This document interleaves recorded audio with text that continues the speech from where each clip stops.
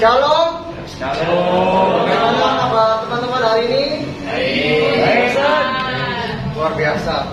Senang bisa kembali melayani pada persekutuan doa hari ini. Tema kita hari ini adalah cinta dalam tulisan dan goresan, teman-teman. Yang terambil dari Filipi 1 ayat 1 sampai 11. Mari kita buka bersama-sama. Filipi 1 ayat 1 sampai 11.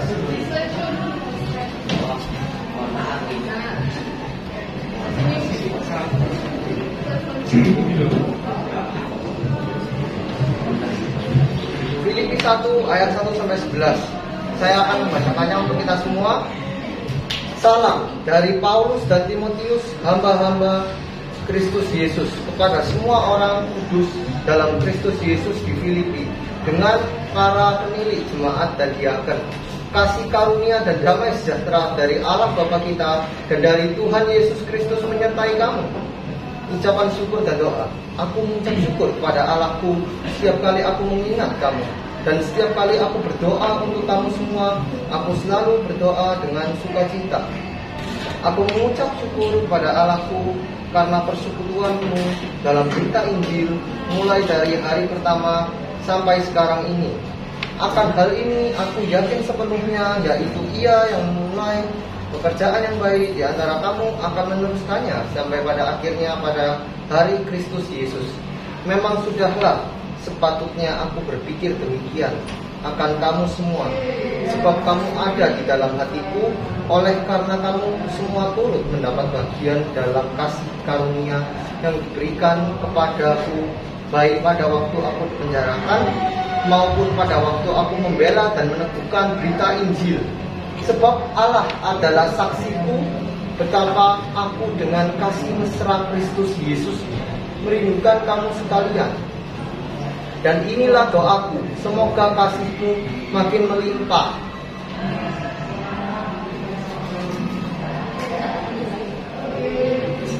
dalam pengetahuan yang benar dan dalam segala macam pengertian, sehingga kamu dapat memilih apa yang baik, supaya kamu suci dan tak bercacat menjelang hari Kristus, penuh dengan buah kebenaran yang dikerjakan oleh Yesus Kristus untuk memuliakan dan memuji Allah. Demikianlah Injil Tuhan Yesus Kristus kita pada hari ini. Yang berbahagia ialah mereka yang mendengarkan dan memelihara firman Tuhan ini dalam kehidupan mereka sehari-hari. Teman-teman setuju nggak kalau tulisan itu dapat mengubah, teman-teman? Misalnya tulisan itu ditulis dengan hati dan sampai ke hati pembacanya, itu bisa mengubah harinya semakin indah. Kapan terakhir kali Anda berbagi kebaikan melalui media tulisan? Mungkin teman-teman ada yang mau sharing? Saya mau dengar dari Fania.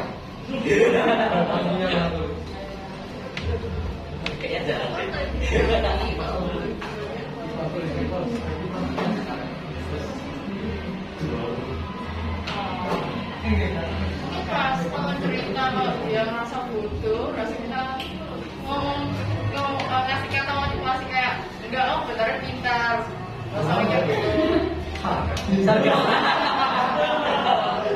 Ya kayak gitu. Mungkin dari yang cowok, Jess. Erik. Oh iya. Ada.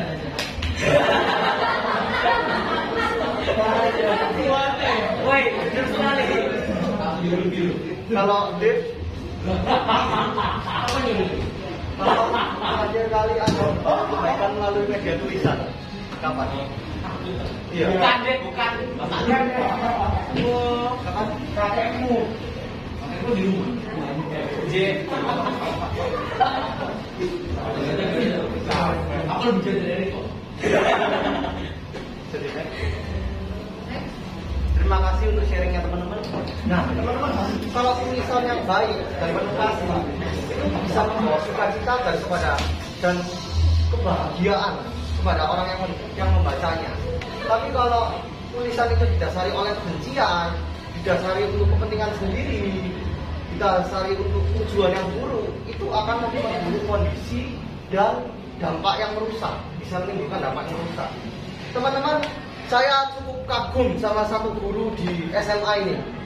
Guru ini tiap pagi suka sekali membagikan ayat Alkitab, renungan pagi, dan juga menuliskan doa-doa di status WA. Oh iya, emang kita semua. Meskipun kelihatannya simpel cuma menulis itu, tapi itu bisa memberkati orang lain loh. Siapa Jess? Bisa mengubahkan hidup orang lain melalui renungannya itu. Siapa Jess? Apa? Siapa? Guru. Iya. Bahkan disebut.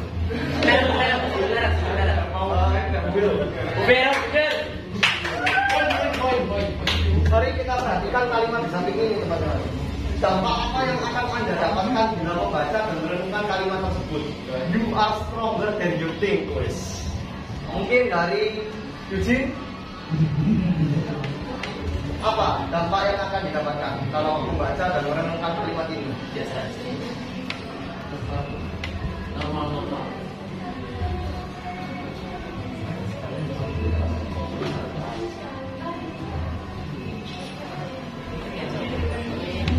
Mungkinnya sebelum saya baca kayak saya kira misalnya di sebuah ya saya kata apa saya jelasin nggak bisa jadi saya nanti akan menjadi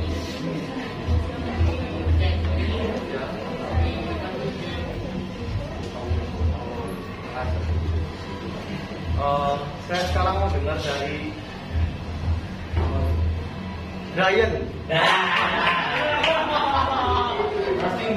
Brian, kalau membaca tulisan ini kira-kira apa yang Brian dapatkan? Cepat. Ya ikut apa itu?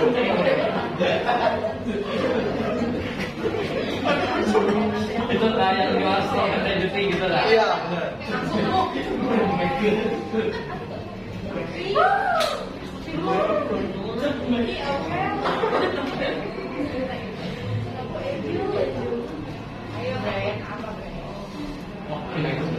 Bray, susah ini ya Bray.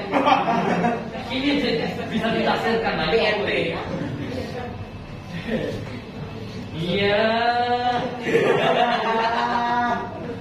Apa tuh? Ya. Hah? Apa main?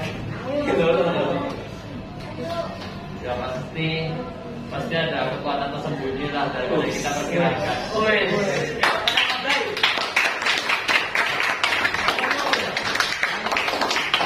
Terima kasih untuk sharingnya teman-teman. Teman-teman, setiap harinya tuh kita pasti yang namanya mendapatkan berita, entah itu dalam koran, entah di TV, entah di HP, paling sering HP ya.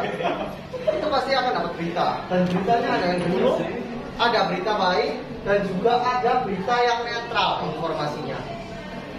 Menurut suatu penelitian, 53% informasinya buruk, 35% baik, dan 12%-nya netral. Jadi bisa disimpulkan kalau setiap harinya kita lebih banyak menerima berita buruk. Apalagi kalau teman-teman di sini ada yang suka nonton patroli Indosiar, pasti sering dapat berita-berita yang berita-berita kriminal, macam-macam. Beritanya ada yang anak bunuh mamanya sendiri cuma gara-gara nggak dikasih uang jajan. Nah itu pelaku nih.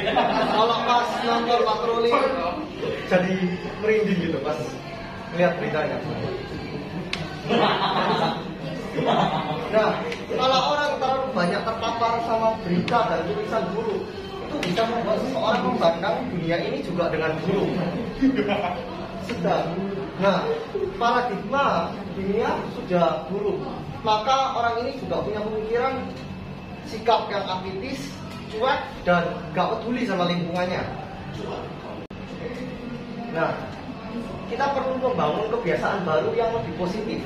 Apa yang bisa kita lakukan dan untuk melawan gelombang arus negativity? Saya mau dengar dari Eva.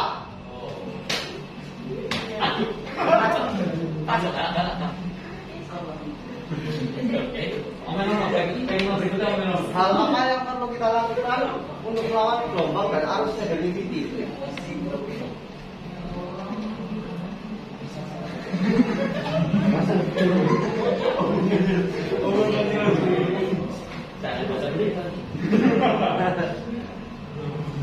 Ya, tetap pikir positif. Caranya? Ya, mikir positif lah. Mungkin saya mau dengar dari Alvin sekarang.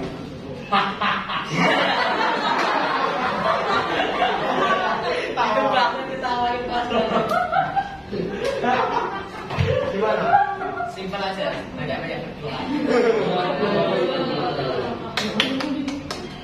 Ya, saya setuju dengan semua pendapatnya teman-teman. Kita harus berdoa dan juga yang satunya kita harus berpikir positif. Teman-teman, Rasul Paulus telah mempraktikkan bagaimana kalau tulisan itu dapat memberi penguatan, memberi penghiburan bagi setiap pembacanya. Rasul Paulus membuktikan bahwa tulisan yang penuh dengan kasih, penuh dengan pengharapan, itu dapat mengubah kehidupan seseorang. Next. Surat Paulus pada jemaat di Filipi merupakan salah satu dari surat nasihat dan surat penguatan yang ditulis untuk setiap jemaatnya, untuk menguatkan setiap jemaat yang membacanya. Meskipun Paulus pada saat menulis surat ini dia sedang di penjara, itu nggak menghalangi Paulus. Dia tetap menuliskan hal-hal yang baik, hal-hal yang bersifat kebaikan, bersifat pengharapan dalam setiap suratnya. Hingga kini tulisan-tulisan Paulus banyak dipakai oleh setiap individu dan juga gereja sebagai pedoman dalam berjemaat dan juga bergereja. Kalimat penghiburannya Rasul Paulus ini masih sangat relevan dalam kehidupan kita sehari-hari. Jadi teman-teman, hari ini kita mau diajak bersama-sama untuk meneladani Rasul Paulus. Rasul Paulus ini meskipun dia mengalami banyak sekali tantangan, dia tetap mau menyebarkan kasih dan pengharapan dalam hidupnya. Yang perlu kita lakukan adalah di tengah tantangan, di tengah pergumulan hidup, hati dan pikiran kita itu harus mengarah kepada Tuhan. Sehingga tulisan kita, perkataan kita, dan pemikiran kita itu mengarah pada iman dan kasih kepada Tuhan. Kita bisa menebarkan kebaikan, menebarkan penguatan kepada orang lain. Kiranya Tuhan bisa memberi kita kasih dan pengharapan sehingga kita mau untuk menebarkan kebaikan kepada orang lain dan menjadi berkat bagi orang lain. Amin.